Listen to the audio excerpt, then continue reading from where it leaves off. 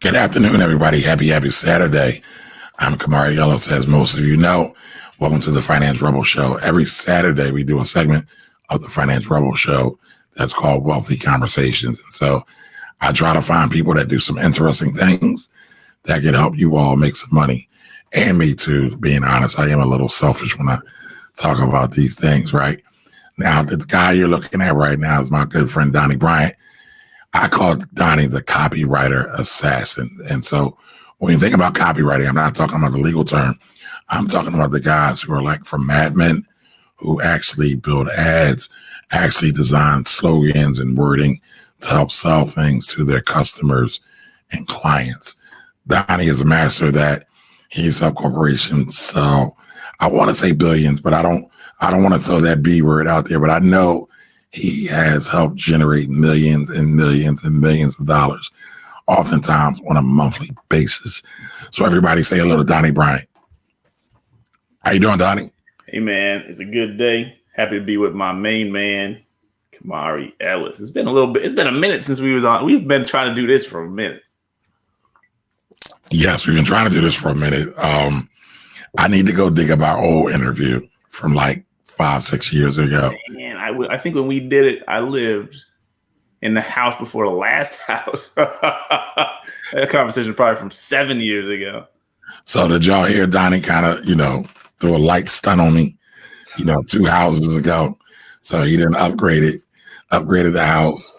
He's got the mansion and the yacht now, so he's doing all right. All from I have neither of those, and I shouldn't say this, but I will. There's a foreclosure in the middle, so that's not bragging. Hey, it happens. It happens. So, Donnie, first question I want to ask you. Yeah. Why do you love email so much?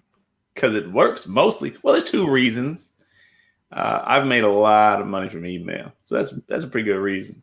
And the reason that people hire me is because it makes money. But the second reason is it's a personal, like you can speak. It really feels like a one-on-one conversation between you and your reader, and so you're able to communicate in a way that feels intimate and it's dynamic. Anytime you want to send a different kind of message, you can say whatever you want, whenever you want, and it lands right in the sacred space of your subscribers' inbox. So I love it. Facebook, Instagram, wherever, TikTok, you're gambling on whether people will see what you've written. Email delivers it right to their inbox. So, unless you feel like paying for ads, which, I mean, there's nothing wrong with that. Nothing wrong with that either. So tell me something, right? Yeah. You are a copywriter, correct? Again, you help people craft words to sell things. Right. But why email though, right? Why not ads? Why not, long copy sales letters? Again, I mean, I guess it's kind of a part 2 of why do you love email so much, but why did you pick this medium versus other mediums? Well, it's interesting. I just not long ago wrote a 9,000 word video sales letter. It ends up being right at like 55 minutes when it was read. So I do that. But most businesses don't need that. Most businesses don't need a 55-minute sales letter. You can do what you need to do in a 10th of the time or less. But even when you have, and I write ads too, but even when you have that sales letter, how do you get traffic to the sales letter? Either from ads or emails. But you can keep paying for ads, or you can send emails at an unlimited number and sequentially lay out your message more effectively than using ads, even though you can use ads sequentially as well. But with email, you can lay it out more strategically over a longer period of time with guaranteed delivery. Well, not guaranteed, but a high chance of delivery. And then you can drive people to whatever sales asset that you like. So I love email because it's practical. I love helping entrepreneurs with email because they know they don't want to write a 9,000 word email or a 9,000 word sales. They don't want to do that. And they don't have time to do that or the expertise to do it. And that's cool, but everybody can write email. Okay, so let's back up a minute. You started writing emails long ago when you were working at, I believe it was Kmart or Sears. Which one was it? Yeah, Kmart. Okay, so you were like the store manager at Kmart, and you decided to become a copywriting master. Which Yeah, I was an assistant manager making $35,000. $35,000 is a decent salary, right? But I was working 60, 70, sometimes 80 hours a week, and that just wasn't cutting it for me. So I started writing whatever people would pay me to write. And email back up before we get to the money, before you're getting paid. Why email? Like, I mean, not me, but why copywriting? Yeah. Well, you know, when I was growing up, I loved the written word. I always kind of thought I would be a writer. Yeah, I love science and history and stuff. So I thought I was going to be a nonfiction writer. And but I never really knew how to do that. And you lose the dream. You know, when you're a kid, you think I'm going to be an astronaut. I'm going to be, you know, whatever. And I thought I was going to either design airplanes or, you know, I'd write books. But then I got in the real world. I got married, started having kids, and it's like, you got to get a job. You got to get something stable. And so the dream went on the shelf. And I got married at 19, still a freshman in college. Yeah, I was a freshman in college, so I didn't have time to figure out anything. You know, I figured I needed to take care of my family. So I just went into the retail world, and I never got a degree, which I'm thankful for now. I was done paying student loans. I only owed $2,000, so that was easy. But anyway, so but I loved writing. I loved the written word. And then when I was working at Kmart and working 70 hours, I remember laying on the floor in my family room, thinking I gotta do something else. And I gotta figure out how I can make the money that I need without spending all my time away from my family. I had 3 kids at the time, and I never saw them. I remember leaving the house. I remember leaving, and my daughter would sit at the door and cry when I was leaving. Wow. And then my wife told me that we lived in a 3-flat. I don't know if I told you the story. We lived in a 3-flat. So in Chicago, that means it's a house with like 3 levels, and I live on the first level. And people live upstairs, and they all come in through the main door. And we call it a triplex where I'm from. Okay, all right. Yeah. Sounds more sophisticated that way. But my son would hear the upstairs neighbor coming through the front door, and he'd run to the door, excited that I'm coming home from work. But it wasn't me most of the time. So that he would sit and cry at the window, like I can't keep doing this. So I needed to change. And I said I like writing, but so I started kind of fiddling around online, and I stumbled across copywriting providentially, and kind of pretty instantly knew this is something I want to do, and I dove right in at that point. And so how did you actually craft your copywriting skill? I did. I was working at Kmart still, so I would oftentimes skip my lunch break. There was a library right next door. Again, this worked out really well. Right next door, I walked across the parking lot into the public library, and they had a little section, Bob Bly books and all these things. Started reading the books there, and then get home, and I'm trying to read whatever I can find. I didn't have money for courses or mentors, so I just whatever I could find for free. And then it was really fast. I mean, probably a matter of weeks before I started harassing people, trying to get some hands-on experience. I didn't really have a portfolio, but it's like, you know, if I can find someone who will hire me to do some work, I sent them samples of stuff I had written, but it wasn't sales copy. Like, this is kind of my style, and I think I can help you, and kind of went from there. And so you quickly found out there's a difference between sales copy and just regular written prose. Instantly, yeah. Like, you know, you kind of, once you see it flat out, like there's a difference between journalistic writing and persuasive sales writing. Even though journalism can be persuasive, right? But it's got a different, you take a whole different approach.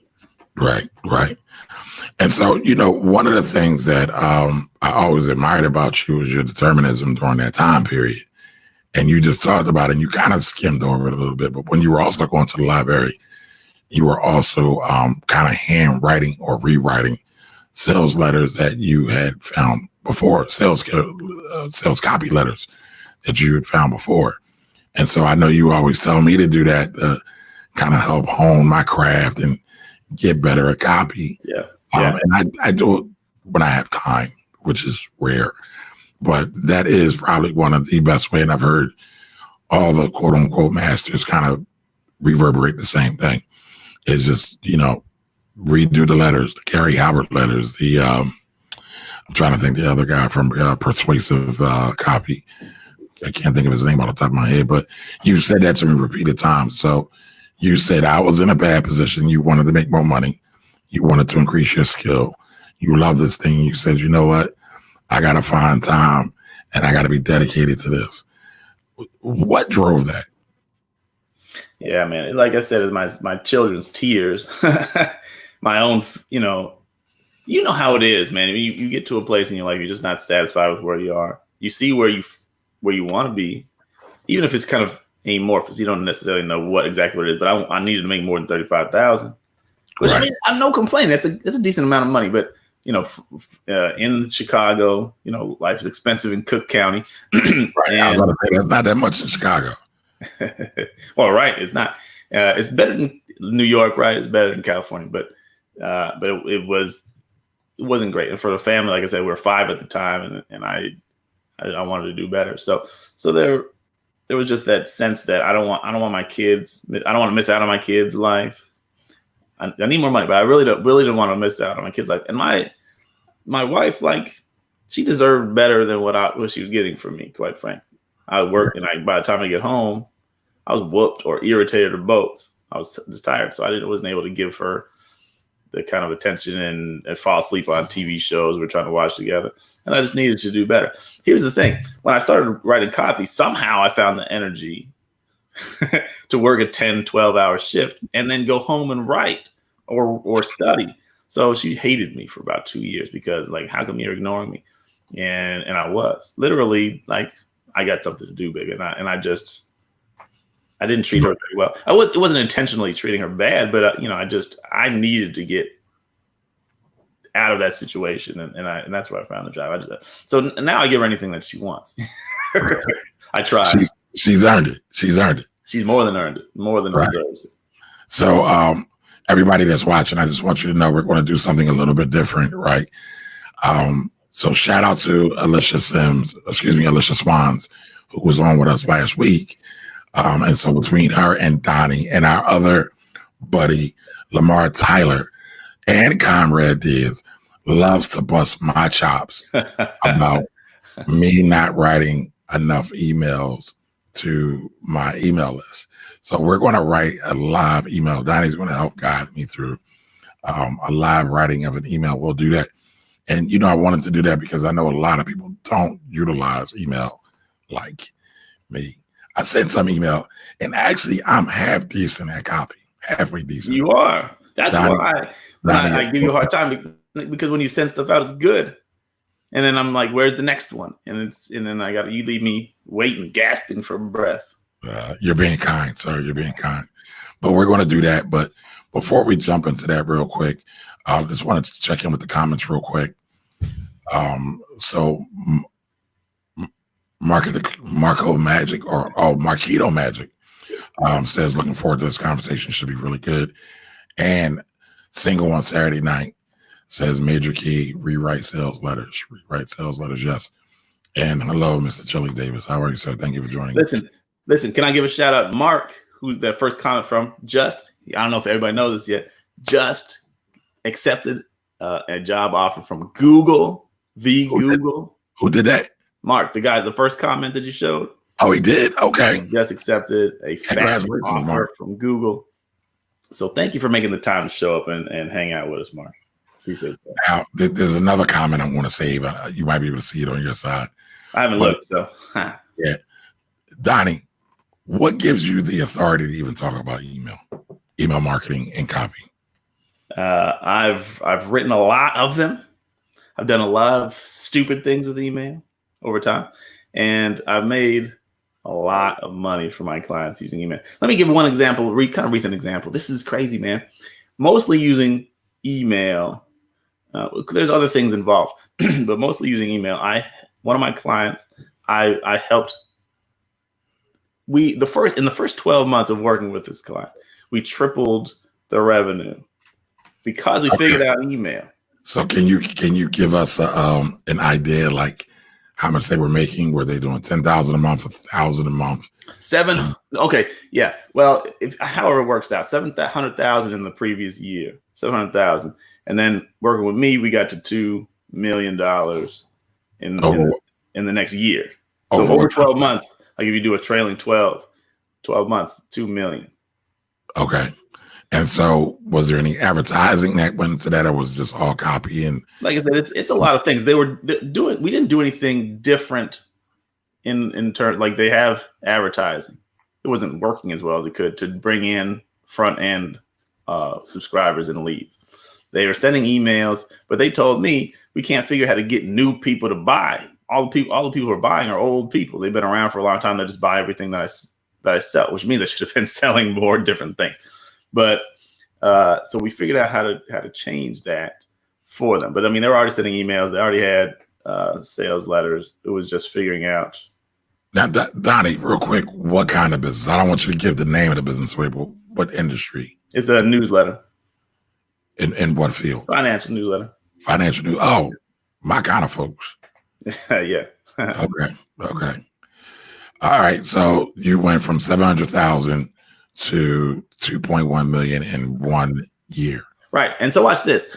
We keep growing, but I just looked at the numbers in March. We're talking about coronavirus March, coronavirus April. In both of those months, we made over 500,000. So was that an increase or a decrease? I mean, we talk about 700,000 in 1 year to 500,000 in 1 month. Yes. So now you're on track. Trailing 12 months total is now 5 million. Trailing 12, 5 million. So I mean, that's like 7 times what it was when I came in a little over 2 years ago. That's very impressive. So you should have said to me, Kamari, you can make millions of dollars if you just send out more emails, right? Well, that's probably what I should have said. Kamari, how many millions have you missed out on by not sending emails?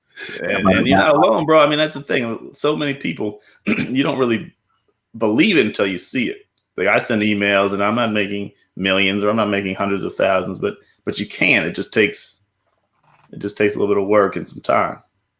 I say a little bit of work. I don't mean to minimize it. I mean, there's work, but no, there's absolutely work. I mean, I study it a lot. I study marketing a lot. I love marketing.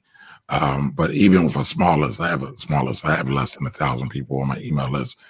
But I know there's been times when I've sent out emails that they produce sales. And a lot of times I don't even send email for a sale, right? Because I'm one of those. I know some people believe you should pitch in every email. Every time you send an email, you pitch. Well, I kind of liken that to, well, do I want to get pitched every time I see somebody? No. So I try to, and I might be wrong about that, right? But I try to send emails that are informative and helpful and that actually add value. And as a result of that, people have done business with me because of that. Yeah, and then it's critical for the context of this conversation, creating raving fans, right? You're not going to create raving fans with brilliant sales pitches. That's not how it works. You create raving fans by sharing content that takes them someplace, motivates them, and inspires them, and encourages them, and terrifies them, and they can connect with you. And then once they're in an emotional state, an appropriate emotional state, they'll buy from you whether you're pitching or not. Well, you can pitch and you should pitch at least some of the time. But yeah, you need to have those other things in order for them to turn into loyal readers. A lot of people also, they send, and this is true, especially for e-commerce, all you ever send are 20% off, 30% off. And people don't even need to read the email. They can read your subject line and say whether I need to look at that or not, whether I'm interested or not. And they're not connecting with your messaging. They may like your product, but they're not fans of your marketing. You can actually get people who are fans of your marketing, which is crazy. And And then if you want people to open your emails, you're gonna have to give them a reason to open it, which is more than just discounts. I want to tell you a story. I want to show you a shocking fact. I want to help you understand yourself better. We're going to go over that because that's basically the anatomy of an email. We're going to go over that when I pull up my Google Doc and we start to break it down. All right. Okay, so Single on a Saturday Night says, I'm a recent email marketing partner with Constant Contact, and I'm trying to explain to people the importance of email marketing. Hey, share this video with them. Donnie just told me I missed out on millions of dollars by not sending emails out. And listen, the most recent study that I saw has email marketing pegged at like 40 times return on investment. If you're doing it right, I think you can do better than that. And you don't have to do it's particularly brilliant to get a great ROI, and that's higher than any other marketing channel out there. Now, again, I wanted to just establish authority a little bit more, right? So you help one person or one business go from 500,000 to 2.1 million, or was it 700,000? Yeah, 700,000. Yeah, 700,000 to 2.1 million. That's not the only one, though, right? No, it's just a recent one. That's a pretty dramatic story. I have another client, also financial publisher, and I've been working with them for long. But I remember there was a huge campaign when I first started writing for them, and I shouldn't say this because somebody might recognize it. We internally called it the road to 300,000. We wanted $300,000 in profit per month. Profit, not revenue. Profit. 300,000 in profit. We were struggling. It's a big organization. We were struggling to get there. And here's the thing: the CEO. So everybody, remember, profit is what's left over after everything is paid for. All right, so keep that in mind. It's a key distinction, right? I remember I got blocked so much by the guy who was running the show back then. They hired me, but they wouldn't let me loose. One time, I don't mean to make a huge story out of this. One time I wrote an ad. It was a specific ad that was on the site, and it was for a specific purpose. And it made a lot of money. This is hilarious because he did the CEO, not the CEO, I'm sorry, the EVP did a speech. It was a holiday speech at the holiday party. I didn't go to the party, but I saw the transcript of the speech. And he said, if you annualize the money that we've made from this one ad, he didn't name me, but it's 200 and I can't remember. It's 200 some plus $1,000. And the next week, the guy who's running the website said our site views are down, page views are down, and we have to find out. Wow. And they figured out people were buying the service instead of reading articles. And so they pulled the ad. They stopped running the ad because the SEO guy made a stink about page views being down. You're talking about $200,000 in money from one. It's an ad on email, but one thing, because they didn't respect me enough, and apparently they didn't want money enough. Anyway, let me say this: we started the road to 300,000 was what we wanted to get to, and that was 2016, and so now it's 2020. It's 4 years later, but we just had a month where we did 700. No, it was over 800. We've had a couple of months again during coronavirus times. We surpassed 700,000 in profit per month. Largely, and everything is driven by email for this business. All of our sales, well, not all of our sales, 70% or so is driven by email. And the entire email game, I've been working and trying to help them figure it out for a long time. And it's a big corporation, like I said, or it's not a corporation per se. It's a big organization, so they're a little bit hesitant. They got a new EVP, and he's allowed me to get off the leash a little bit. And so I attribute that to, getting off the road to 300,000 and on the road to $1 million in profit per month. And we got examples like that. This is just, recent, but I only work with a couple clients at a time. So I don't have like hundreds of stories, but I got a couple of good ones that are. I know you do, because we've been friends for years. So, and you've helped me with some of those emails that I was talking about that, converted to sales. Yeah. Let's do two more questions, and then I want to get into like drafting an email. Yeah. So my man, Chris Patton Walker, says email is the new snail mail. And I hear a lot of people say that because, a lot of times email will get flagged for spam, and in Gmail, it gets flagged into a different kind of tab or something like that, unless you are unless you actually are conscious enough to make it go to the main inbox tab. What's your response to this? Email is the new snail mail. Two 'Cause things. a lot of people say that. And snail mail still works. Snail mail is the new snail mail. Email is more has a higher ROI as a general rule than snail mail. So this is a valid comment. And everybody has an email address. Consumers say they prefer getting communications, marketing communications and promotions through email versus social or whatever. And so this is actually the preferred. And people say they don't read emails, but all the studies I'm seeing and my personal experience indicate otherwise. So I would totally agree with this. Let me say something about deliverability. I'm not. So you agree or you disagree? No, I mean I don't. It's neither. Like I want to further qualify. Snail mail is still snail mail. Snail mail still works. It still works. Right. It still works. And a matter of fact, because there's so few other things you get in the mail. You know, I used to love walking to the mailbox. Yeah. Hope you get something interesting in there. It doesn't happen anymore. All that's in there is bills and Valpak. And you don't even use anything in the Valpak envelope. Yeah, right. Well, I tell people now, I mean, I think now is probably a great time to get back to physical mailing, whether it be postcards or some kind of good direct mail piece. Yeah. I'm telling you, it will stand out, and it can be very effective if you do it right.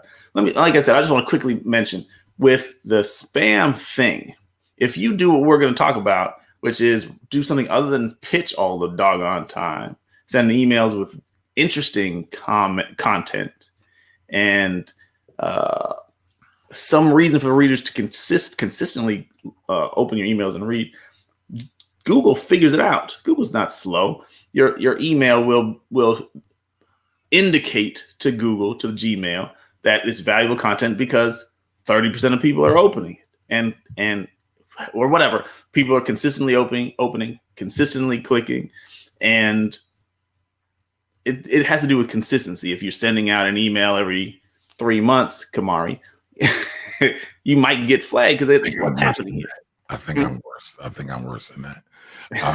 You're not alone. But having consistency and having engaging content, and it organically moves you into the inbox because people engage with it. Right. Gmail is not. I mean, Google is not slow, and I'm not just saying that because Mark's here. Google is not a slow organization. They understand the difference between emails that people read for a reason and emails that people discard because they're crap. Right.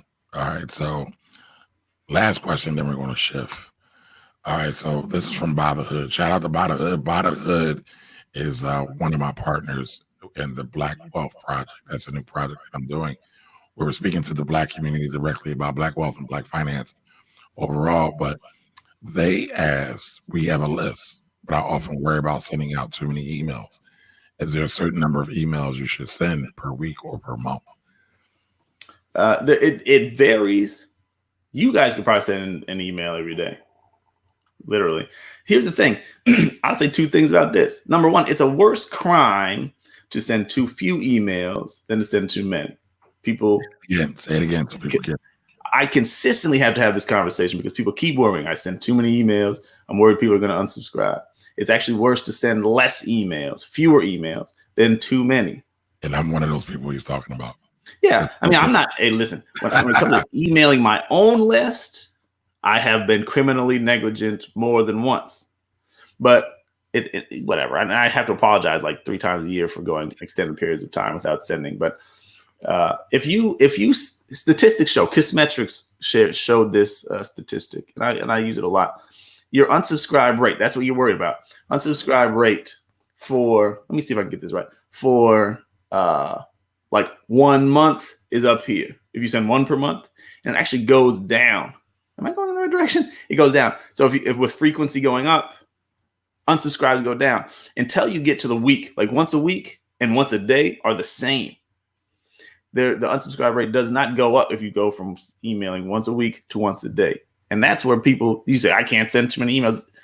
You're not going to send too many emails. Just like Oprah Winfrey isn't on the TV too many days a week. Steve Harvey ain't on the radio too many days out of the week, right? Steve Harvey's on every morning. And nobody says, I wish Steve Harvey wouldn't be on my radio every morning.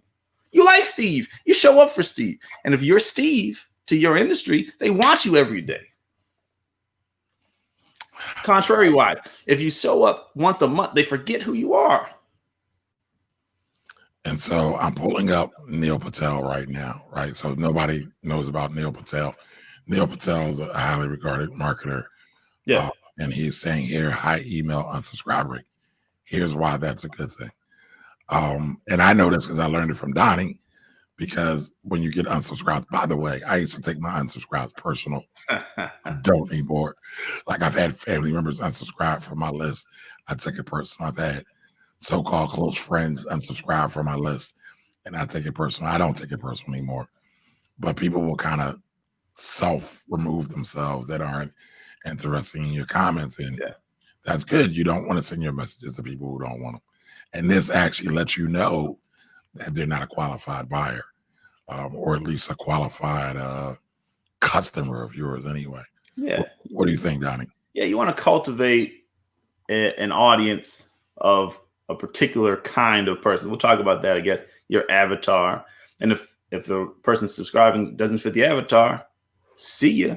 I mean, it's cool. There's no hard feelings.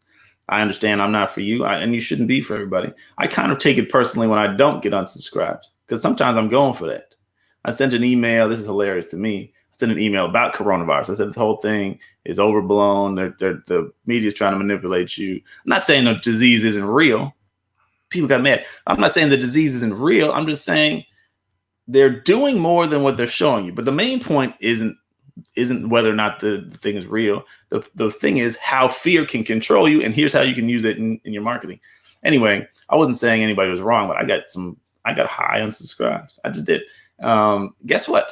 That's cool, because I said I'm going for reactions. I want the people who like me to love me. If they like me, I want them to love me like they love Pac. That's right. 50 was right. I want them to love me like they love Pac. And I want people hated Pac too. That's cool, because the people who gonna rock with me gonna rock hard, and the people who gone, I'm cool with that. I don't want you in my circle anyway. So that's how I feel about it, and I think Neil is right. Gotcha. You like that 50 Cent joint, don't you? I did. I like how you just pulled it out spontaneously, no effort whatsoever. That appeals to the hip hop kid in me. So it's definitely good. It's definitely good. All right, so let's transition and let's talk about writing this email. But before we go to that, remember, everybody, you're watching the Finance Rebel Show. This is a Saturday edition. The Saturday edition of the Finance Rebel Show is our wealthy conversations. If you know somebody who's looking to make some money, figure out other ways to make money, just about everybody can write. Guess what? You don't have to be a rocket scientist to write. You don't have to be Shakespeare to write. Donnie will tell you that oftentimes in copywriting an email, you're not following standard grammar rules. Sometimes you're actually breaking those rules intentionally. And it's funny, right? I'll say this. I went to school late. I'm a product of the Philadelphia public school system.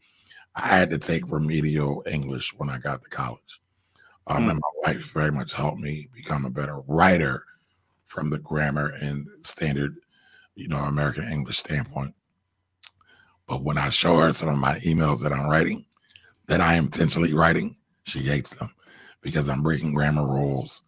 I'm thinking more about aesthetics than I am paragraph structure and things like that, because there's a whole readability factor that goes into email that a lot of people don't realize.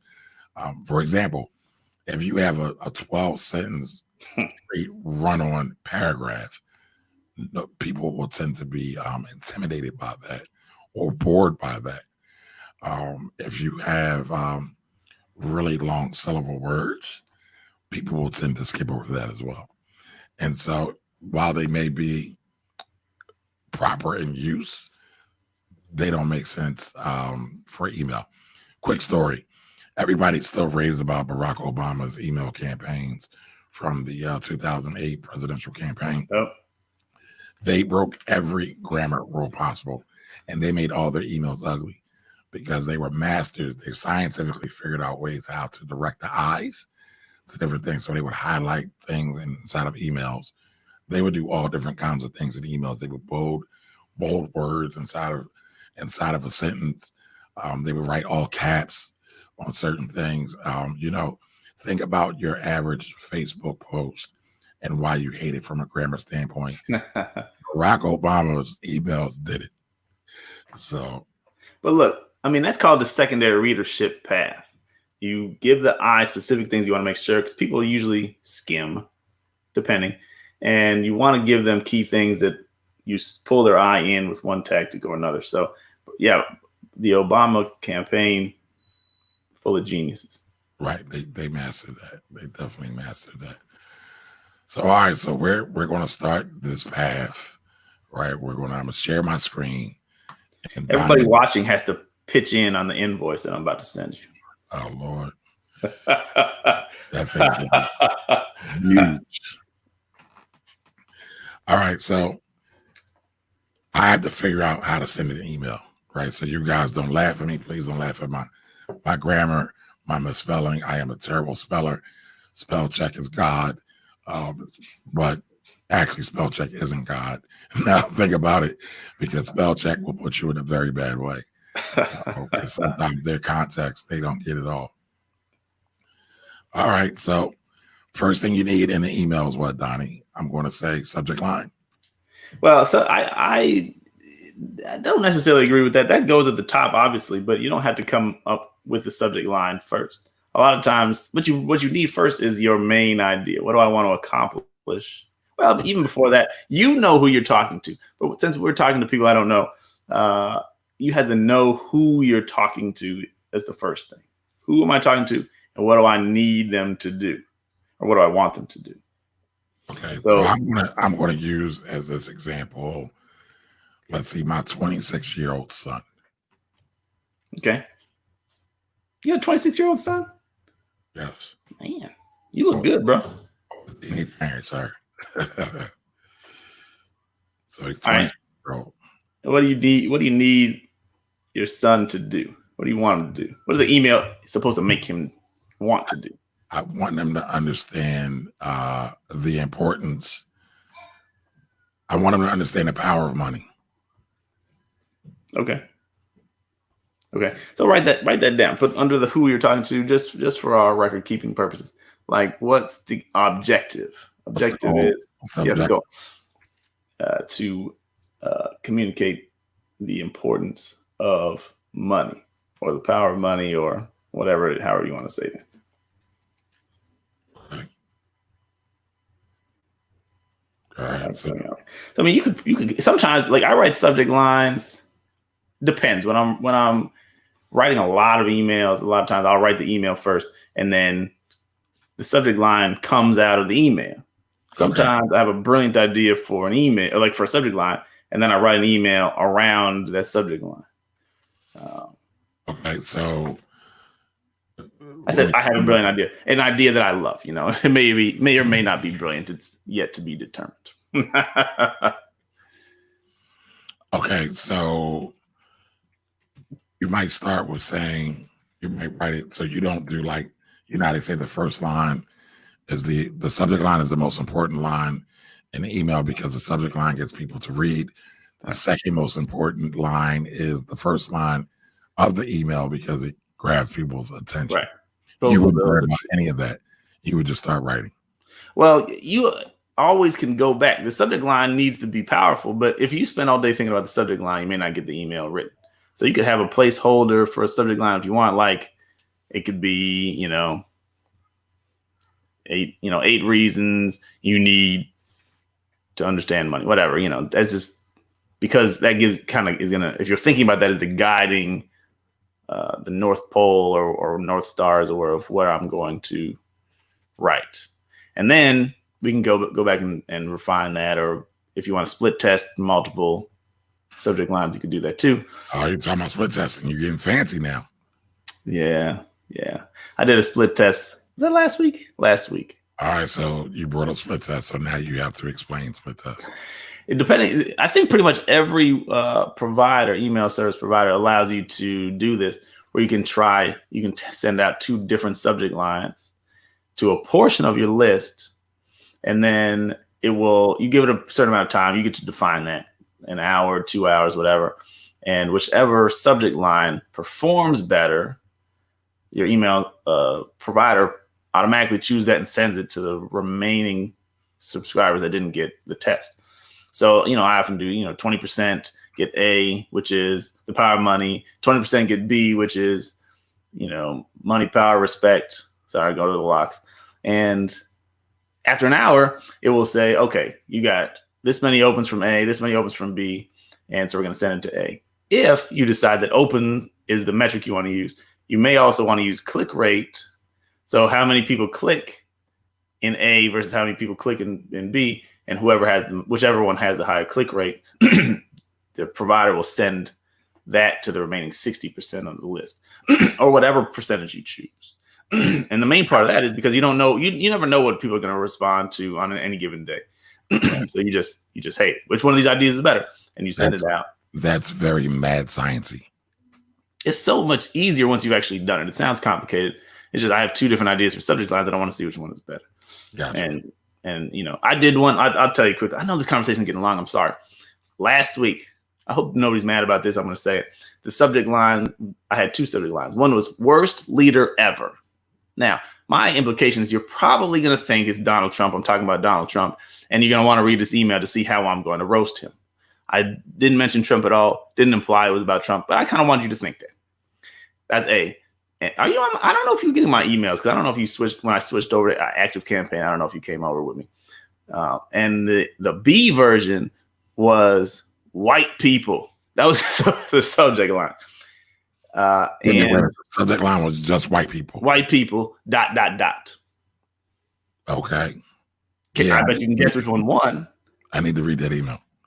I'll forward it to you. Yeah. White people won. And so that went. So I think I sent it to 10%. 10% of my list got worst leader ever. And 10% got white people. More people opened white people because I chose open rate as the metric that would determine the winner. And so the remaining 80% of my list got the subject line white people. And that's where I got a lot of unsubscribes as well. Hey, nothing wrong with that. All right, well, let's get back to the email. All right, so we got the subject line. I got power of money, right? That's right. My placeholder. That's temporary. Yeah. And that's good. I mean, that might end up being the one that you like, but I mean, it's good as a placeholder. That's pretty good. Right. So then I just start typing away, right? And I'm writing it to my son. Yeah. So I mean, what you said before is absolutely correct. Your first line needs to pull the reader in because they opened because of the subject line or the from line. People don't tell you this. The from line is important because people need to, I like reading Kamar's emails. I'll open it regardless of what the subject line is. Okay. Or I dislike what Ty Lopez says, and I'm not going to open anything that he sends, no matter what the subject line is. Right. And there's some in the middle. Like it could be if if Donnie Bryant says white people, I'm not opening that no matter what. Right.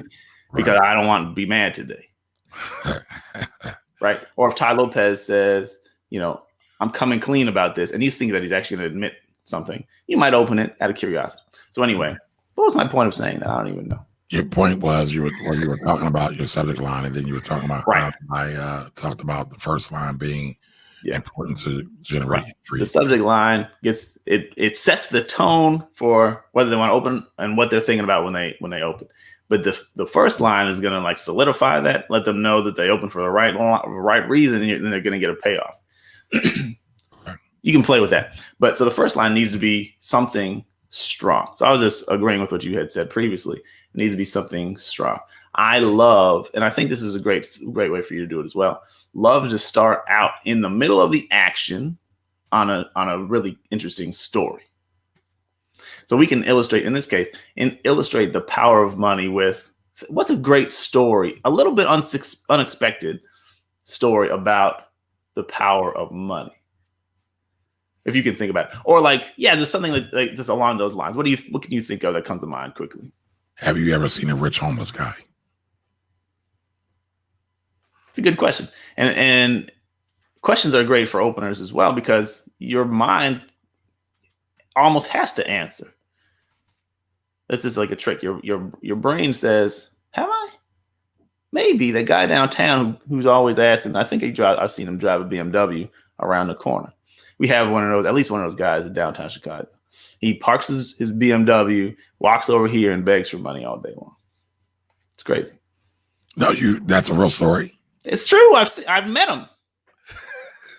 Well, that wasn't my thing. So, all right, we got the first line. I asked the question: Have you seen a rich homeless guy? Have you ever seen a rich homeless guy? Do you remember my email? Homeless folk need Netflix too.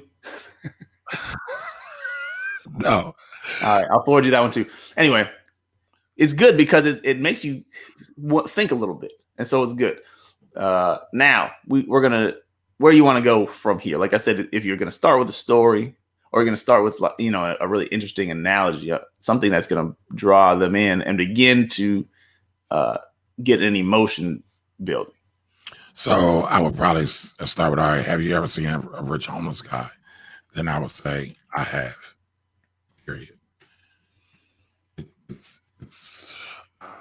I have. I have. Good. I like where this is going already. Well, I will never forget the time I saw a homeless man downtown pull out. This is a real story, by the way. Pull out large not of money.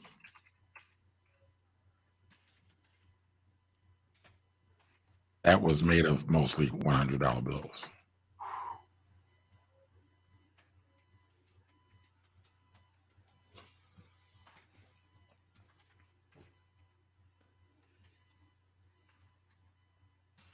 Hey, everybody in the audience, feel free to chime in. You might have better copy than me or better wording than me. Well, the beautiful thing is you can write it and then go back over and say, oh, I see how I want to edit, revise, add, subtract. This is the first draft.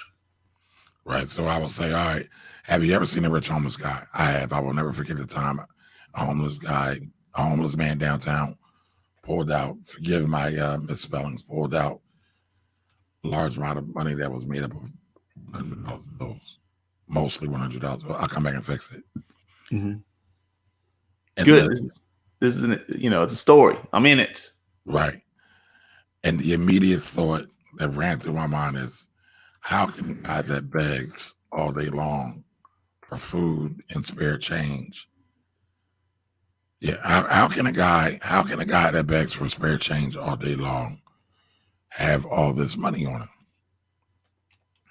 Yeah.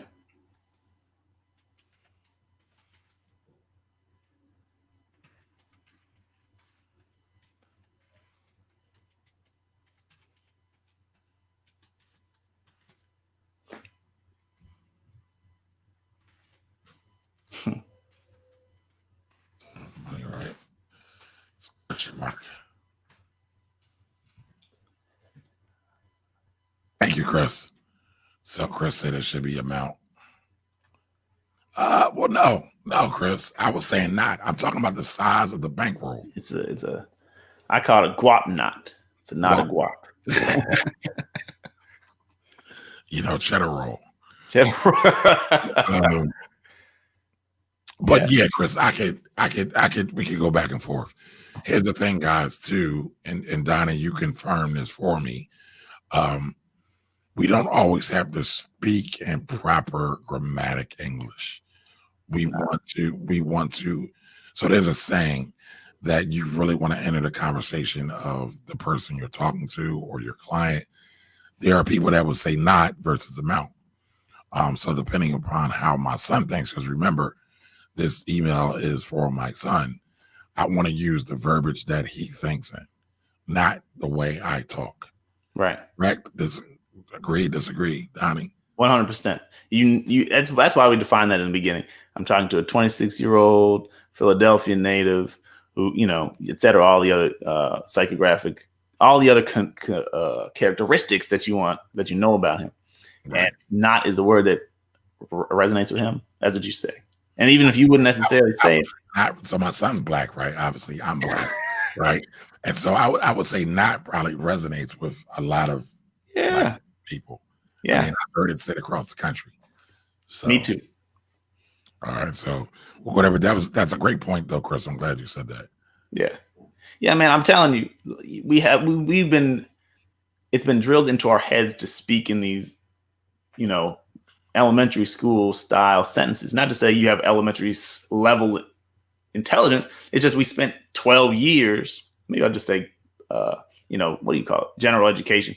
You spent 12 years being told how to write, and when you sit down to write, you start to write different than you talk. But your email should feel like a conversation between me and my 26-year-old son, right? And Right. so you want to use the words that you would normally use, even if your English teacher would smack you with a ruler for it. Just speak like you're sitting down across the table from or on the same side of the table as him, and just, I want to tell you about the. Hey, have you ever seen a rich homeless guy? I have. That's where you want to be. Right. Right. All right. By the hood, I see your question. I'm definitely going to come to it. All right. So speak my interest. I wouldn't say that. Now I'm curious.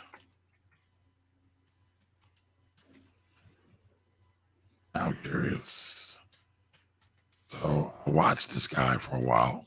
And something occurred to me.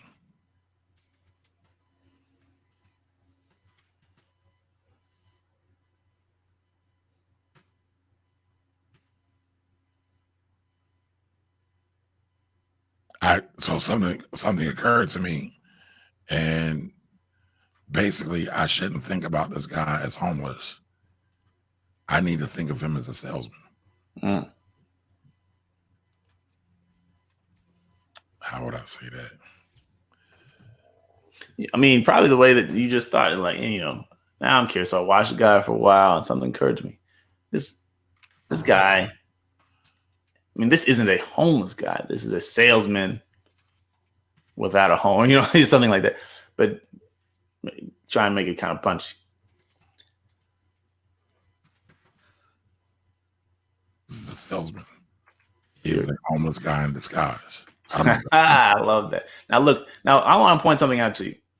Homeless guy in disguise might be a good subject line, right? Got you. That's why you said it's so I could do something like homeless guy in disguise, 5 lessons you need to master to get rich. Right. See, you wouldn't have necessarily thought of that. Once you get in momentum, your mind is creating and the story's unfolding. Then jewels come out. You just got to pick them up. It's like, if you find one, you say, I think this would make a great subject line. Bloop. You put that up there. And you can have a bunch of options. And at the end, you say, okay, I want to use this one. Or if we're going to split test again, I want to use these 2 or 3. Right. But you wouldn't have necessarily thought of that until you got into the story. Gotcha. Okay. All right. I like that, actually. That's a pretty good subject line. Well, let's go with that. Let's capture it in the moment.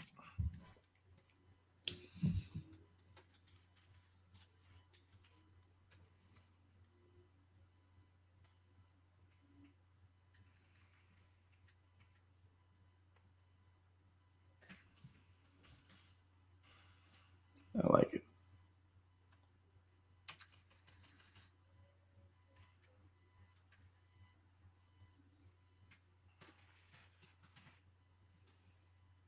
All right. And so he's a homeless guy in disguise.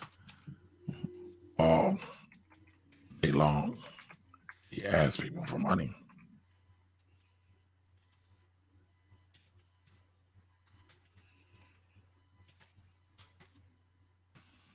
The people he is asking for money are his prospects. That may be a little too heavy. People that give. What's that? I was thinking prospects might be too heavy. I get you. Because I'm going into sales jargon and all that. Right. The people that give him money are his clients. He is so good. He has repeat customers.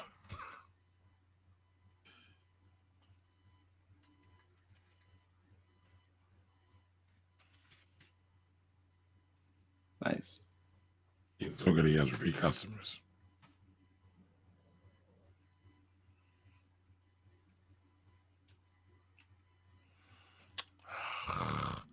So I want to say something like, so he gets money all day long. What's his cost to get money? There is no cost. He's just asking the words that come out of his mouth. Yeah. Are, his basic sales tools. Yeah. But I can't think of a. I might from this point, like he has no overhead, or he has no real expenses, or has no business expenses. It's just him and his words.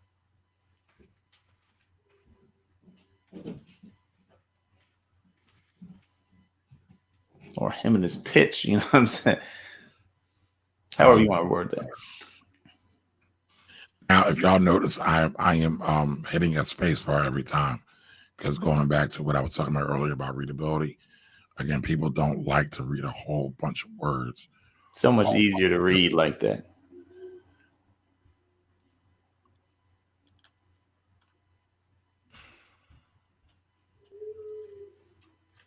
Now, I'm doing something that all the good writers say you shouldn't do. They say you shouldn't edit while you're writing.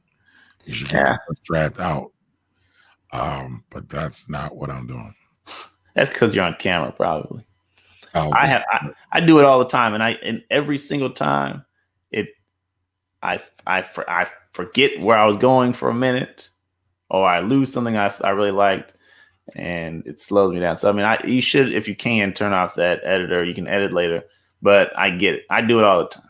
Yeah, I have a hard time turning it off. Just an encouragement. If you try to fight them, and I'm telling you, your speed increases a lot if you just remind yourself, this is the first draft. I'm going to get all my thoughts here. It doesn't have to make sense. It doesn't have to be spelled correctly. And then I'm going to come back and clean this up. And you'll find you're faster, even though you got to make 2 drafts. It's faster than writing 1 draft that you edited as you went. So then I say, all right. So then I say, and he has no expenses. It's just him and his words. So every dollar he collects is his to keep. Yeah, pure profit. Like that. This is a major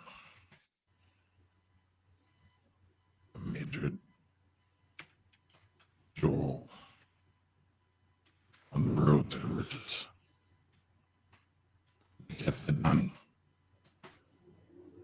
You didn't catch that, Donnie. What's that? You didn't catch that reference? No. What's that? I said this is a major jewel on the road to the riches. I'm still missing it. My hip hop lingo is You've been dropping hip hop references all this entire conversation, and you missed that one. So that's a famous Coogee rap. Road to the riches. Okay, I got you. So this is a major jewel on the road to the riches. Is your 26-year-old son hip to? No, that's a great point. He's probably gonna be like, Pop, that's that old man music right there. Hey, Dad, why are you so old? All right, so this is a major, but it's a good phrase. So no, it's cool. Like I have inside jokes all the time. I have fun writing my emails, and sometimes some people get it. It doesn't matter if they catch it. You want them to catch it, but even if they don't catch it, you don't necessarily have to get rid of it. Like if you had something from, I don't know who's hot, Future, this is how you f up some commas. Okay. Good way to redeem yourself. All right, so this is a major jewel on the road to the riches. And he repeats this process every day. So you can imagine if he makes,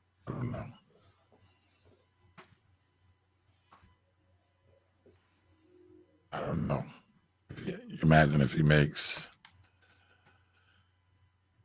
let's say, $100 to $500 daily. Totally doable.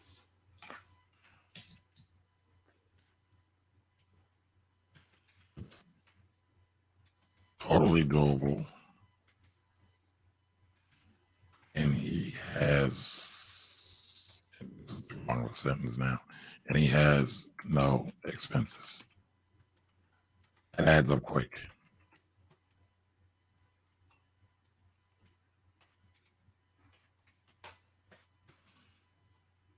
So I don't want you to be homeless. But what? But you got to get out of my house. What can you apply this to? Wrong too, but and then so every email should have some type of CTA, right? CTA stands for call to action. Right. Now, usually in average call to actions, when people write emails, it's usually to a sale, but it doesn't have to be. Correct? No. So I might say, let's call me today to discuss some money making opportunities that can make you richer than this homeless guy.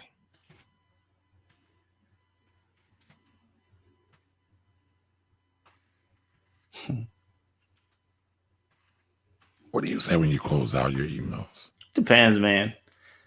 You say sincerely, respectfully. Everybody kind of like, because I write in different people's voices, different people have go-to, sincerely, or it could be, for your success, or, good investing. You'd be like, Your wealth. holler back. All right, to your wealth. Come on. Here we go. Yeah. So I got it. In most cases, I find it's a good idea to throw a PS in there. Okay, Chris Patton said I didn't cover the subject line. Chris, you missed it. We did. Donnie revised the subject line on the fly. I got another potential one for you too. Listen, I could be on this thing for 3 hours. So I got so many thoughts. Not because the emails we're here, but so many different things about different parts of an email. But anyway, in most cases, man, you want to have a PS just because a lot of times people kind of scroll to the bottom, and a PS, for whatever psychological reason, people read PSs. Supposedly, now I've heard different studies on this. Back in the day, they said a PS is the second most read part of any email. I don't know if that's still true or not, but I know I read them. Okay, and so PS, it stands for postscript, right? So it's P.S. dot, right? There's another dot, right? Or is it only one dot? Yeah, 2 dots. 2 dots. All right, so what would your PS be for this one? Yeah, you can use a PS there's 2 ways of doing it. Like, you kind of like summarize what's above, just in case somebody thought too long did not read, they just scroll all the way to the bottom. Like, just in case you skim down here, you don't have to do this, but you put a quick summary. Let me help you. Yeah. Let me help.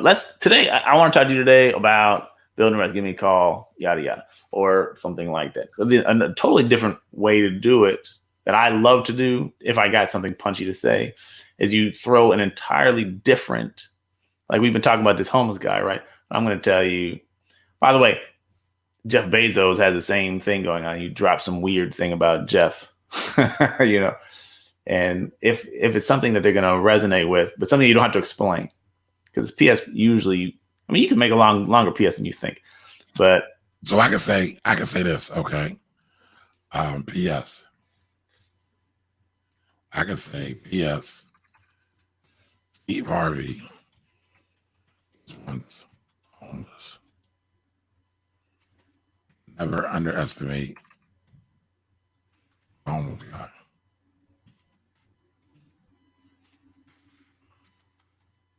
As an example. Yeah. You like that or not? Yeah, Steve Harvey was homeless. You might say something like, if you say never underestimate the homeless, it kind of seems like it's focused on, you weren't trying to talk bad about homeless people. You're talking about how, you can stack money even if you're homeless. So maybe that's the angle. You say, look at him now. Right. All right. So Chris said I missed the 5 points. Yeah, Chris, I didn't write the 5 points because I was trying to make it condensed. And Donnie changed the subject line on me, so I just ran with that. If I wanted to do 5 points, I would have said, because I did 2 points. You might have missed it. I would have said you can't get rich without being good at sales and marketing. You can't get rich if you spend all your money, right? You got to keep your expenses low, typically at least in the beginning stages.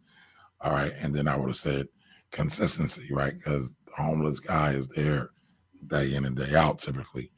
And I know I didn't necessarily go into that in the story, but that's the way I would have went into it. I mean, well, look, that's a good PS too. Like, just in case you missed it, because I didn't go in depth, just in case you missed it, here are 3 lessons. 1, you got to be a salesman in some form or the other. 2, you need to keep your expenses low. 3, you got to show up every day. I might actually send this out. Let's talk about this today. And then you want to have the phone. He has your phone number, so it's weird because it's something. But if it was like you're sending out to your list, let's talk about this today. Hit me at this, or set up your appointment at this link here, and boom, that's a good PS. It's punchy. I mean, it's succinct. It covers what's in the story above, but it says in case you missed it, because you may have missed it. You don't have to say that, but like just in case you missed it, here are the 3 points, and you can lay it out pretty quickly. Let's talk about it today. Boom. Oh, and I guess I could throw in, if I wanted to, the tax guy's tax is like 0. So let's figure out how to minimize tax liabilities. Right. Let's figure out how to reduce tax liability. All right. So I want to go back, and I don't want to hold you up all day long, Donnie. Hey, listen, if you got value from this, let us know in the chat. So let's go back to By the Hood's comment. So By the Hood says, I noticed companies going away from email and moving to text. Does text have a better response rate? It's crazy. The statistic that you see, well, you didn't ask this, but companies that sell text messaging, or they're text message gurus, they'll say 95% of texts get opened, or whatever the click-through rate is. But I've found in my endeavors, yes, you get a higher rate of visibility, higher rate of click-through, but a lower rate of conversion. So there's absolutely no reason not to use text, but don't do it instead of email. Do it along with email. Because when we're pushing webinars for that client I mentioned, who we got up to we 7x his business, we get a lot of signups for webinars with text.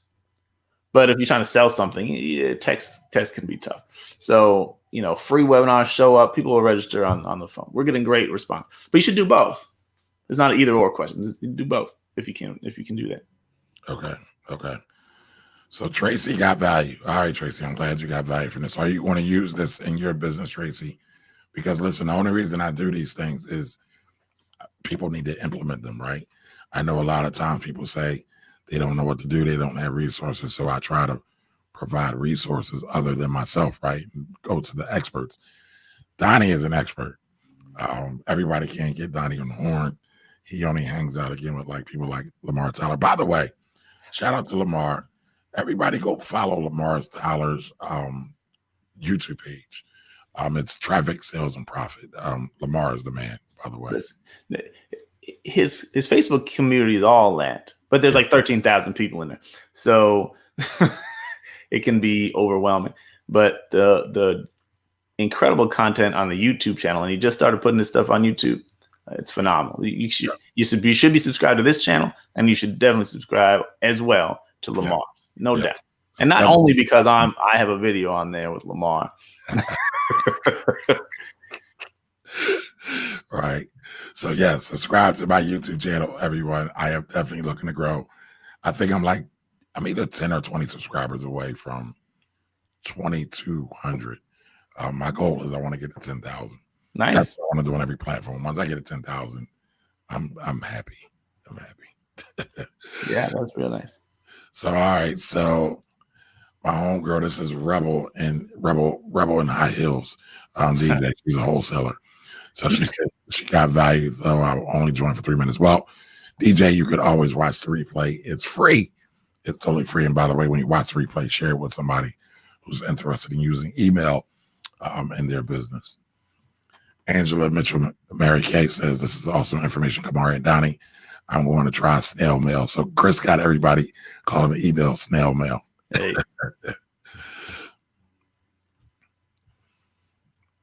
What is the platform used? You could, you know what, Donnie, you answer that question. I shouldn't be answering the question. There's a lot of one of the comments we got earlier is constant contact. That's an option. You got Aweber, which is a very popular one, not too expensive. I used, when I was working with Conrad, we used MailerLite, which is free up to a certain point. It's ridiculously easy to use, and it's got a lot of good functions. It's pretty cool. MailChimp, which is popular. It gets expensive when you have a bigger list, but for a smaller list, you can do all right. And I've used that. I'm grandfathered into a great plan. So, I don't know if you can still get those rates. Gotcha. I'm about to start using ConvertKit. ConvertKit, I hear really great things about. Yeah. ActiveCampaign I'm using now. I have one problem with it.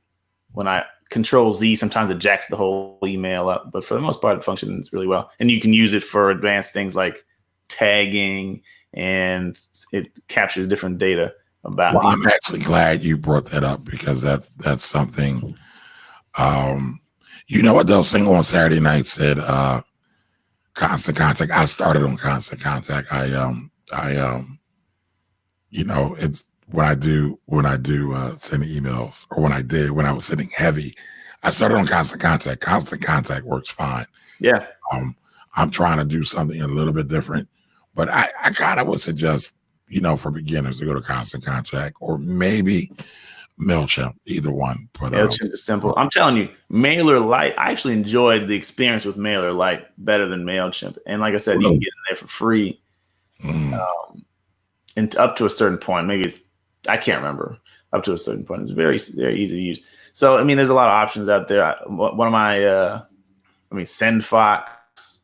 Yeah, there's a lot. Listen, Donnie, you should create an email client or user. I don't know of any Black-owned email client. Yeah, me neither.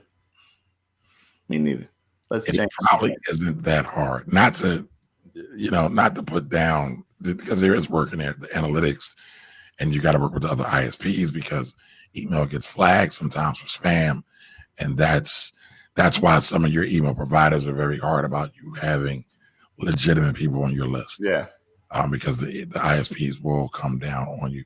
Yeah. But someone asked a question about Lamar, so I just want to show this real quick about his channel. So that is Lamar's channel, Traffic, Sales, and Profit. I personally think, right, like everybody is a guru nowadays, right? And I'm not trying to call Lamar a guru, but some people may put him in that category. I think he's the best. Like, when you look at the community, like Donnie said, like, he really gets results for his people. And Donnie's actually in his inner circle. So Donnie gets to see it all the time. So yeah, absolutely. I don't know anybody with a heart like Lamar has for our community, for business owners. He understands the struggles, but also, like, he's giving in that community during this time. We had the pandemic and stuff. They were giving grocery, like gift cards for groceries. Oh, wow. Yeah, dope. Like cash money you can go buy groceries with during this difficult time. Resources, training, community, it's off the chain. And I don't think Lamar would call himself a guru either. He's like a regular guy, but he's among the best business minds. One of the few guys who I really look up to in this business. Yep. I would agree. And I think I'm probably very hard on most of the quote unquote guru types. And again, I don't consider Lamar a guru, but I know he's got a large following. He's a leader. Right. So people may put him in their light, but I actually hate most of these gurus out here, because I feel like they're just selling just for the sake of selling and not providing value. Yeah. And so at the end of the day, business is about providing value and solving problems. And I feel like most people are more more geared towards putting money in their pocket as opposed to helping other people truly make money, if that makes sense, right? Because Yep. again, it's supposed to be a pure value exchange. So Yeah. You'll get more value than even if you gave Lamar, paid him at the highest level, which is significant. right. You'll get multiple time return on your money, and you can get a lot of value for free. So I mean, and he's not holding back. So Shelly Shell, is this my Shelly Shell from Philly? You know what? That is my Shelly Shell from Philly. Single on Saturday night. Oh, hey Shelly. I didn't realize that was you. I didn't know you were a power user or a partner with Constant Contact, Shelly. All right, so DJ says she loves ConvertKit. Mark to Magic says I'm launching my next thing in ConvertKit. I like it so far. Yeah. The eyeballs. I'm not sure what the eyeballs are for. I might have missed that. Okay, RDZJ100 says our company uses LinkedIn heavy. They want me to take advantage of the platform and write content. Not sure where to start. Hold that thought. We'll definitely address that real quick as we come to a close. But Donnie, I wanted to just tackle this question real quick. And it's kind of an immediate / advanced thing when it comes to email tagging, segmenting your audience, right? So you don't want to send email to everybody all the time. Is that correct?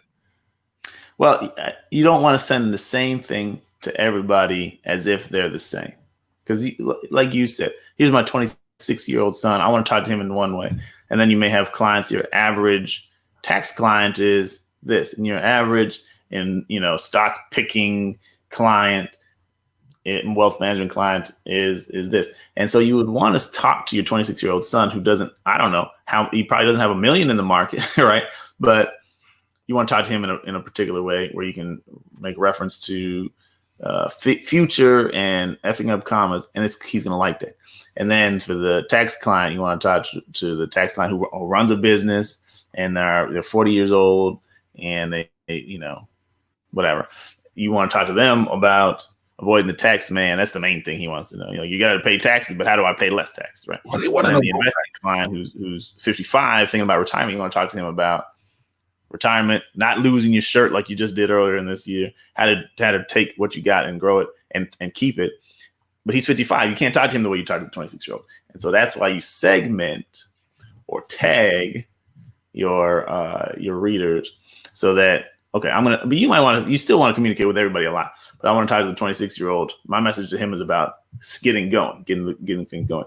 The tax guys had to minimize things coming out of my pocket right now, but whatever, that's the main thing. And then your older guy had to not lose it too early, or how to, annuitize or whatever you want to talk about. Right. Your money now that you're at that stage. So you can get people into different lists, like have different opt-in forms and different lead magnets to get them in different ways. But also if they're on your list, you can send out a message and use their behavior. Like if they click on the link about taxes, I'm going to tag them as interested in taxes. If they click on the link about building wealth when you look like your homeless guy, I'm going to tag you with the homeless link. And if you, whatever. So that way you can categorize people in that way. So I'm going to send a message to the people tagged homeless. I'm going to send a message to the people tagged taxes. And that way everybody gets a message that's customized for them. Gotcha. Makes sense. All right. So I'm going to put the call out. We're going to take this question. We'll take one more question and then we're going to close out because I know Donnie has a bunch of emails to write. I had an insane week. I'm not going to do any client work this weekend. You need a break, huh? I worked hard this week, so I deserve a couple of hours off. Hey, I'm not mad at that. I need like a month off, but I don't know. You deserve like Barbados. Yeah, but they say people are starting to book flights, but I don't know anybody who's really booking flights trying to go anywhere. Well, I don't know any black people booking flights. You know some black folks booking flights? No, I said no. I don't know any black people booking flights. All right, so RDZJ100 said our company uses LinkedIn heavily. They want to take advantage of the platform and write content, not sure where to even start. I mean, this is very much like email. Um, you're sending a message, and I mean, I know LinkedIn is trying to get their chops up in terms of content because content helps the eyeballs and people and bodies stay on their platform. The reason why Facebook is such a behemoth is because they have one of the highest, and what's the term? I want to say it's daily engagement. It's not daily engagements, but they have the most amount of people. They have the most amount of eyeballs. They have the biggest level of traction of any of the other social media platforms. I think Instagram is second, and I think YouTube might be third or fourth. But LinkedIn is looking to move up in the ranks to get more people staying on their platform and attached to it. What do you have to say about this, Donnie? Yeah, actually, I use things that I have written as emails with usually very little modification. You just put it in there as a post or as an article on LinkedIn, and it works just fine because the same rules apply. You need to have a punchy beginning that sucks people in, a good story, and I have kind of like a structure that I like to use. You open with something I call instigate. This is 4 eyes. It's late to be dropping stuff like this, but the 4 eyes structure. I like to instigate early.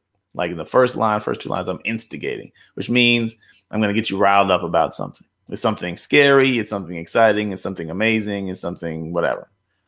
Or bring you in a store where there's action, but I'm instigating.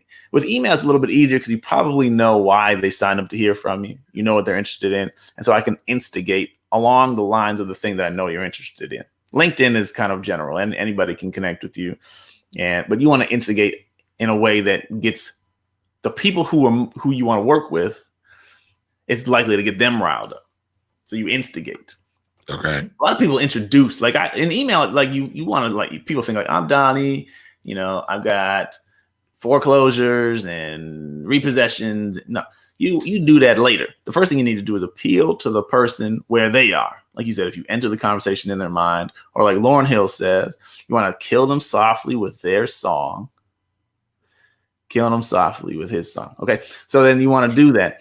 And then you can maybe introduce your own self or your own idea. But the main thing is you got to pull them in with something they're interested in, something they're already thinking, something they're already having feelings about.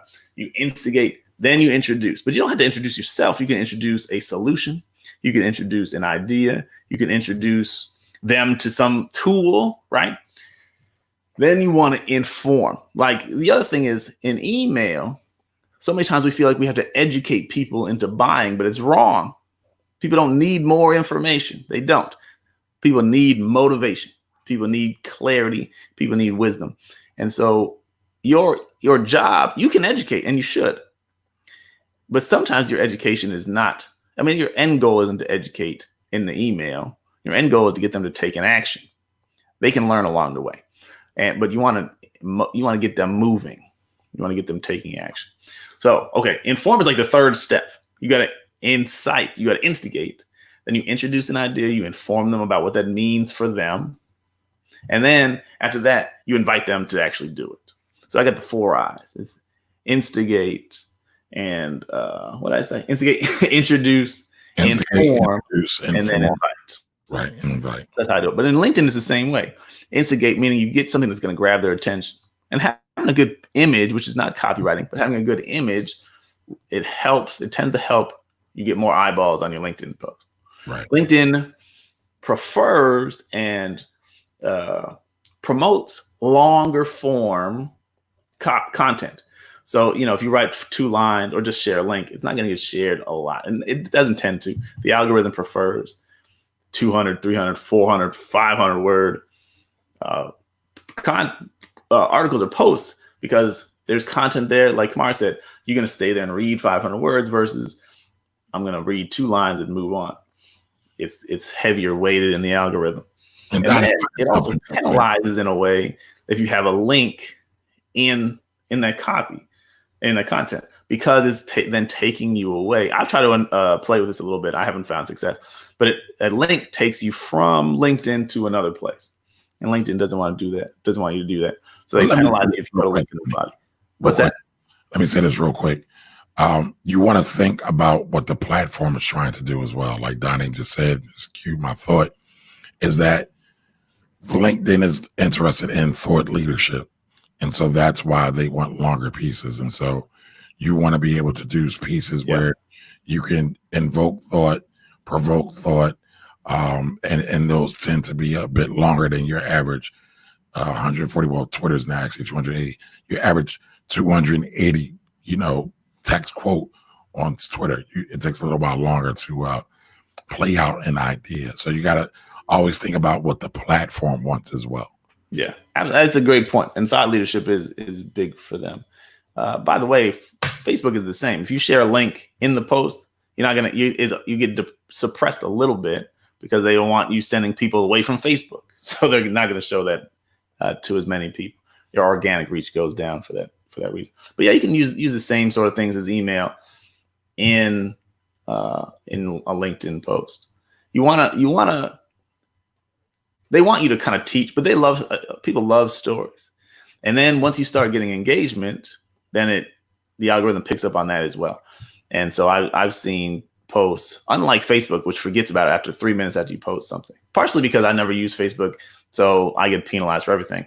But on LinkedIn, I've got posts that people continue to comment on for weeks and weeks after. I hate Facebook, but it's mutual. It's mutual. And I started it, but on LinkedIn, if you can get engagement, it can stick around, have a little bit more staying power. I found more staying power than Facebook. Okay. All right. So we wrote an email in about what was that? About 20 minutes? Yeah, something like that. Is that your average time that you normally take when you write an email? Is it 20 minutes or? Yeah, it depends. Sometimes I agonize. And the other night I spent 4 hours on one email, and it's insane because it was like 200 words. But there's a lot at stake in this particular thing where, we're trying to make in a 5 email sequence, we're hoping to make about $100,000, maybe more, but 100,000 is kind of the goal.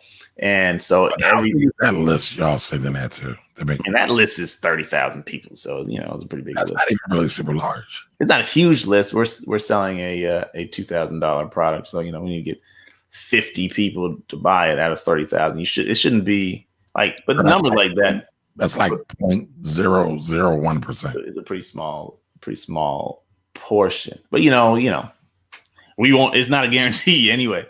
So sometimes it takes longer. Yesterday I wrote an email because it was for me. I did it in about 20 minutes, but it depends. If I have a well-formulated idea, spend some time thinking about it, it can come out really fast. If I'm trying to force something, it tends to take longer because I have a standard in my own mind. And if I feel like I don't love something, then I'm too much of a perfectionist to send it out. I need to overcome that. But 20 minutes is pretty good, I think. Can you pull that email back up for a second? I want to posit 2 thoughts really quickly. And I know I'm going to let you go because I'm taking up your whole afternoon. No, listen, you know how we do. We could talk about this all day long. All day. I thought for a subject line potential, when we were talking, I thought this Philly's richest homeless man. That would be an potentially interesting subject line. You don't necessarily have to replace it, but it's just an option. Something that, Philly, which means it's my hometown, I'm automatically interested. Richest homeless man, which is a contradiction. It kind of makes you wonder how is any homeless man rich, or why is any rich man homeless? I don't know what's going on. And so this would appeal more to the people that are on my list that are from Philadelphia, right? Yeah. Well, I had my list segmented by geographic area, and I can send it out to them. I know we said my avatar or my target person to send this to was my son, but just to kind of make this real fun for everybody. Yeah. The other thought that I had was if in the email, and then you could still say, money lessons for you or whatever. you kind of, your subject line, you generally want to try to keep it at 40 characters or less, just because when it gets super long, then people can't see the end of it. But it depends. Like if you're on a desktop, you can see it. Mobile, you won't be able to see it. Right. And right. if you got an iPhone, actually the new iPhones are like this big, right? Not that yeah, big. not too bad. You have a smaller screen than like a Samsung Note or what have you. So it kind of depends. I use 40 as a general rule, and 40 characters that includes spaces and punctuation. You know what? I'll say this. I love the 8-word email or the 9-word email. Yeah. As a subject line. I mean, it works. It's short, it's pithy, and it gets right to the point. Right. For those who may not be aware, that's what is it? Are you still interested in blank, Kamari? Was that 7 words? I mean, that's one way to do it. So I might write so all the things over my career, right? Mm-hmm. I might write, do you still need help with your life insurance? There you go. Do you still are you still looking to invest in the stock market? That's 8. Yeah. Are you still looking to invest in the stock market? What does your tax plan look like? That's 5. So yeah, you can. Another take on it. Did you read Never Split the Difference? No, I haven't. Okay, Chris Voss, who was a hostage negotiator for the FBI, he said in one thing that he does in sales emails that works very well, and I found it to work very well for me as well. Have you given up on blank? Which flips it from are you still interested in, which sounds like I want to sell you something. Your audio went out, Donnie. You muted yourself. Oh, there you go. Okay. Sorry. Yeah, if you say, have you given up on, it doesn't sound as much like a desperate plea for somebody to take a sales pitch from you. It's, I'm now putting you on the spot. Right. Are you a quitter? Do you no longer want to do the thing that you said you wanted to do? And so it's putting the emphasis differently. And he says it works. He says he almost always gets a response from that. And I found using that as a subject line, especially if you're sending a series of emails and you get close to, 5 emails, 7 emails, you're getting near the end. Have you given up on this? Have you given up on, saving money on tax or whatever? Then it, pulls them back in. It's been pretty effective for me. Well, now you know what that means, right? What's that? So now you brought up something. Now we got to come back. I got to have you come back and talk about the process of writing responders. That's a topic that I love. Yeah. The 4I sequence or the 4I structure is fractal. So in one email, you do that, but also in a series, you want to do kind of the same thing. Your first email focuses on, you could do it if it's 3 emails versus it could be 10 emails, but you want to front load the instigation. Mm-hmm. Introduce your email. You think your first autoresponder. See, we're going to do a different call. It's fractal. We'll say that. Let me say one other thing about the email. Can I say one more thing about the email if you bring it up? Yeah. And guys, let me know if y'all want me to bring Donnie back and talk about the fractals. Let me know in the content. Let me know. In the comments. Let me know. Now let me pull up this email. I gotta find it again. Give me 1 second. No, you're fine. This is perfect. This is perfect. Yeah. Consider starting the email with, I will never forget the time I saw a homeless man downtown pull out a large amount of money. Like the first 2 lines, which are interesting, but maybe starting with, I'll never forget the time I saw a homeless man pull out a knot of hundreds. That puts you smack dab in the action. Now it's, you're painting a picture for your reader. And so you may be able to chop the first 2 words off and start from there. And so, all right, that's a wonderful point, Donnie. I want you to explain why I should do that. Yeah, the question, like I said, I think the question is interesting, but I love and have found to be particularly effective starting the action of an email or any copy. If you start the email with right in the middle of an action, it's called en media res in a literary term. It's in the middle of the action, right in the middle of it. And so I'll never forget the time you're beginning. First of all, it's like something you signaled to me that something of heavy impact. You're about to tell me something that impacted you in a major way. I'll never forget the time. And then immediately after that, you're telling me about something that almost doesn't make sense. How is the homeless man got a knot of hundreds? Right. So it looks like the beginning of a movie, right? You don't want a movie that starts right with, it's on the scene of the crime, or, you're right about to step foot on a foreign planet or whatever, rather than, you're in space and, the planet is over there. We'll get there in 90 minutes. You want to be in the middle of the action. But there's another reason why, right? I mean, that's one of the writing rules, right? Cut out words that you don't. Oh, yeah, well, that's true. As few words as you can make your point. Yeah. Yeah. So those are all extra filler words. All right. So we got two people. Thanks for joining, everybody. Two people that said that they want to have you come back, Donnie. So Kim Babb, hey Kim. It's a mandate. So they want you to come back and talk about the autoresponder series. So we got to make some time, put some time on the calendar for that. Last point about email, Donnie. Floor is yours. Yeah, man. Don't be intimidated. Start where you are. You're probably much better than you think. So take time. I would say it's the weekend, but if you can, write an email this weekend. Try it. You could try something just like what we talked about today. Think about who you're talking to. Think about what you want them to do, and then come up with a story. Not create a story, but if you can think of a story that from history, from the news. You could talk about whatever, and tie that in. I can't wait. I'm writing an email about the Dave Chappelle joint. I might do a video. That 846. It's a great video. If you haven't watched it, watch that jump. But there's copywriting lessons in the video. You what? I said there's copywriting lessons in Dave Chappelle's video.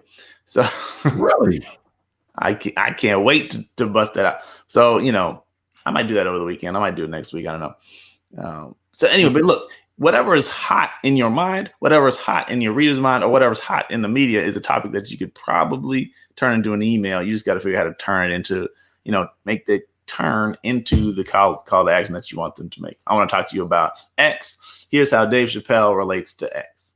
Or I just want to tell you to watch the Dave Chappelle thing. And so whatever. The email I mentioned with white people as the title, as the subject line, the call to action was go put your money in a black bank. And I gave him some links. I love it. Even if you're white, you can put money in a black bank. If you say you support the community, I'm putting my finger at somebody. If you say you support the community, put your money where your mouth is. Put your money where your mouth is in a black bank. You don't have to put all of it in there. Put $100 in there. Put $500 in there. Put $1,000. Put $1,000 in there. Yeah, put $1,000. Because look, your little tweets on Twitter are cool. We appreciate that, whatever. But are you serious? If you're serious, it's not that hard. You don't love your bank anyway. All right, my man, you just gave me an idea because people have been asking me about black banks that do mortgages. So I will probably take a piece of this video and use it as well. Let me cut you off. Liberty Bank and Trust does mortgages. I just got that information. I just got that information about Liberty Bank and Trust. And they're in Chicago, right? Listen, yeah. Well, they have a branch in Chicago. They're based in Mississippi. Well, at least the mortgage office is in Mississippi. Okay. If you get a chance to talk to Sheila Thomas, I don't know if she wants her name out there or not. Sheila Thomas, Liberty Bank and Trust. Amazing. We bought this house with Liberty, and I got my first investment property, which I don't know if I told you that. First investment property, Liberty Bank and Trust. They treated us amazing. And I fully endorse, fully recommend Liberty Bank and Trust for your banking needs and mortgages. Well, I think that's the best place to end it. But before everybody goes, I want everybody, I believe this is Donnie's favorite place. I want to say Twitter. Is that correct? Is Twitter your favorite place, Donnie? You know what? It was for a little while. I hate everything now. You hate everything. Okay. So I was going to tell everybody to go follow Donnie on Twitter. Do you have an email listing that people can get on, or they can Yeah, get on? if you happen to go to Twitter, there's the link to my webpage there, Donnie-Bryant.com, and I have a email box there. I'm not giving away anything free, there, but you can sign up to get my emails. If you want the Dave Chappelle breakdown, that's going to be the place to guarantee that you get it. Okay, and you shared out the YouTube link, so thank you for that. All right, everybody. This brings us to the end of another wealthy conversation. I hope you got a wealth of information out of this conversation, and then put that wealth of knowledge to use. There's no use in having the knowledge and not use it. It's just a waste of time, energy, and resources, and you're going to miss out on some money, because I guarantee that if you send an email today, or at least over the weekend, you'll make some money off of it. It might not be right away, but over time, somebody will be able to associate your name and your business with whatever you talked about in that email. And then when it's time for them to look for that product or service, they will think about you first. You'll be closer to the money, guaranteed. Absolutely. So again, thank you, everybody. Thank you, everybody, for joining and watching. I will be back on Wednesday at 8 p.m. Excuse me. Everybody knows I do Wealthy Wednesdays. Do me a favor, let somebody know. And in the interim, right, if you could do me a great favor, I am looking to grow my YouTube page. So if you can go on over to YouTube, follow me on YouTube, subscribe to my channel on YouTube. I think I'm like 20 subscribers light of 2,200. The goal, 10,000. So again, everybody have a great day. Thanks for joining. And I'll see you all next week. Have a great day. Bye-bye.